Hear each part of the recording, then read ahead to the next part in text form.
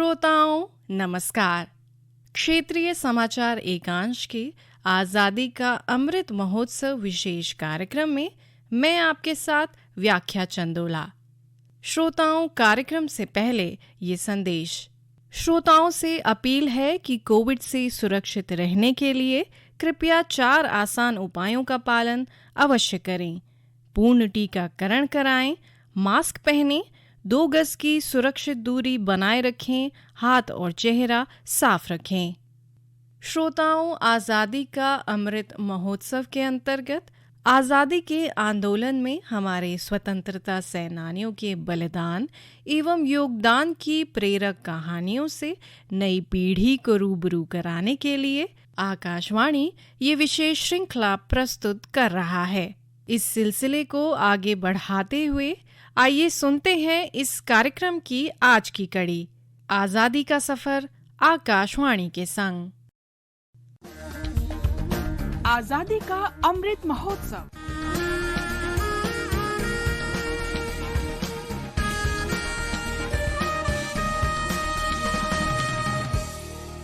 आज़ादी का सफर आकाशवाणी के संग।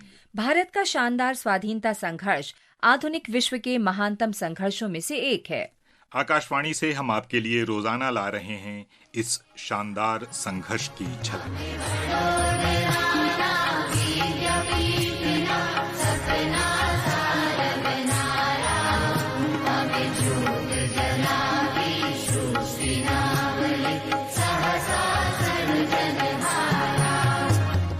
आज हम सयाजी राव गायकवाड़ तृतीय का स्मरण कर रहे हैं। उनका जन्म 11 मार्च 1863 को हुआ था। वे 1875 से 1939 तक बड़ौदा के महाराजा थे।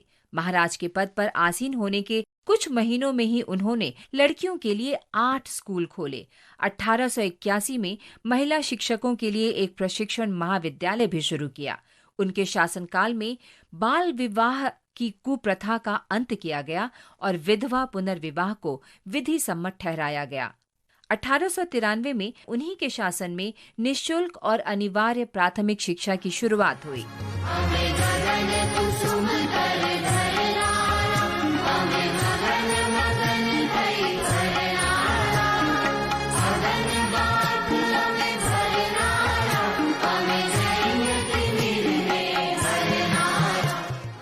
महाराज सयाजी राव के संरक्षण में उस समय की सर्वश्रेष्ठ प्रतिभाओं को आगे आने का अवसर मिला।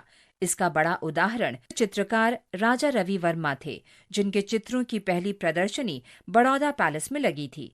सयाजी राव ने विदेश में डॉक्टर B.R. आम्बेडकर की कॉलेज शिक्षा में भी पूरा सहयोग दिया। उन्होंने महान समाज सुधारक ज्योतिराव फुले को भी वित्तीय सहायता भेजी। सयाजी राव ने रेलवे नेटवर्क के विस्तार, जल प्रणाली संबंधित निर्माण कार्य और व्यावसायिक बैंकों को मजबूत बनाए जाने पर भी जोर दिया।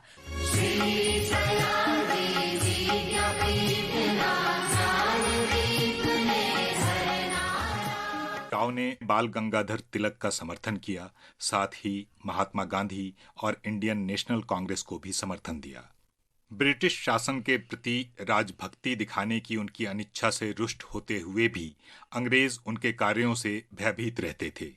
वास्तव में 1911 में एक रोचक घटना भी हुई, जब ब्रिटिश सम्राट जॉर्ज पंचम दिल्ली आए। ब्रिटिश शासकों ने जानबूझकर सम्राट की ओर पीठ करके बैठने के लिए सयाजी राव की आलोचना की। 63 वर्षों के सशक्त और समर्थ शासन के बाद सयाजी राव का निधन 6 फरवरी 1939 को हुआ। इस महान विभूति को हमारा नमन।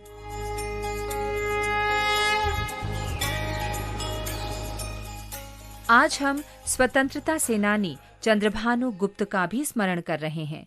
आज उनकी पुण्यतिथि है। चंद्रभानु गुप्त का जन्म 1902 में अलीगढ़ में हुआ था। वे 17 वर्ष की उम्र में ही स्वतंत्रता आंदोलन में शामिल हो गए और सीतापुर में रॉलेट एक्ट के खिलाफ हुए प्रदर्शन में भाग लिया। उत्तर प्रदेश भारत की शान, उत्तर प्रदेश। चंद्रभानु ने अपने साथियों के साथ लखनऊ में नमक कानून तोड़ने की योजना बनाई।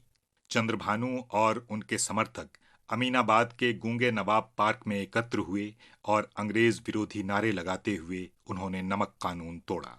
पुलिस ने इन लोगों को गिरफ्तार कर लिया।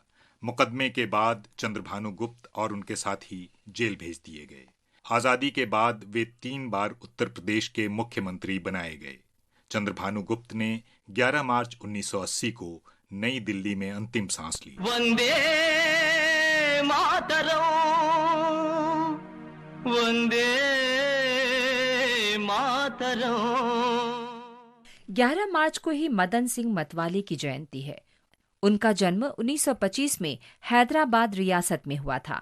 उन्होंने देश की स्वतंत्रता और भारत के साथ हैदराबाद के विलय के लिए संघर्ष किया। वंदे मातर गीतम वरस मारुतुन्नदी, वंदे मातर गीतम वरस मारुतुन्नदी, तरम मारुतुन्नदी, आस्वरम मारुतुन्नदी। हैदराबाद के निजाम के साथ उनका पहला टकराव तब हुआ जब आर्य समाज ने रियासत के खिलाफ आंदोलन शुरू किया। इस आंदोलन की सफलता ने मदन सिंह को प्रेरित किया और वे हैदराबाद को भारतीय संघ में मिलाए जाने के आंदोलन में शामिल हो गए। 14 अगस्त 1948 को मदन सिंह ने अपने घर पर भारतीय ध्वज फहराया। हैदराबाद रियासत की पुलिस इस ध्वज को उतारना चाहती थी, लेकिन मदन सिंह ने कड़ा विरोध किया। क्रूर पुलिस अधिकारी उन्हें घसीटते हुए ले गए और हिरासत में डाल दिया। पुलिस की यातना के कारण मदन सिंह मतवाले की जेल में ही मृत्यु हो गई। माटी के इस महान सपूत को हमारा नमन। आज बस इतना ही। आजादी का सफर आकाशवाणी के संग। कल फिर मिलेंगे नई कड़ी के साथ।